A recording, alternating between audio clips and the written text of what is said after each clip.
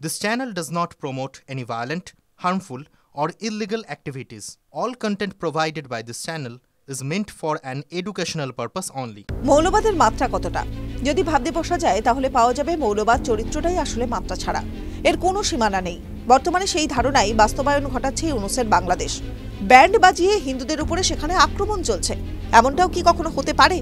ভাবতে অস্বাভাবিক লাগলেও হচ্ছে, তাও আবার পড়শি দেশ বাংলাদেশে। প্রত্যেকের হাতে লাঠিসোঁটা, কেউ কেউ তো আবার দাঁড়িয়ে রয়েছেন ধারালো অস্ত্র হাতে।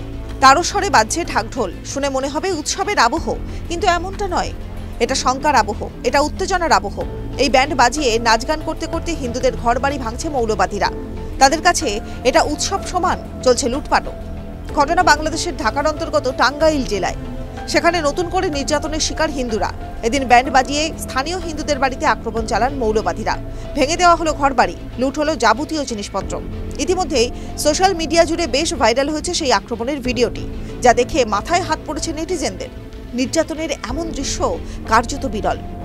উল্লেখ্য, পালাবদলের পর থেকেই বাংলাদেশের অন্দরে বাড়ছে অস্থিরতা, এমনকি সীমানাতেও এসে ঠেকেছে তার প্রভাব, যার জেরে আশঙ্কা বাড়ছে ভারতের অন্দরে।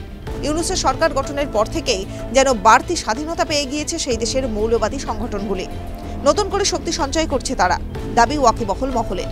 বাড়ছে হিন্দু নির্যাতন এবং নিধনের মতো ঘটনা।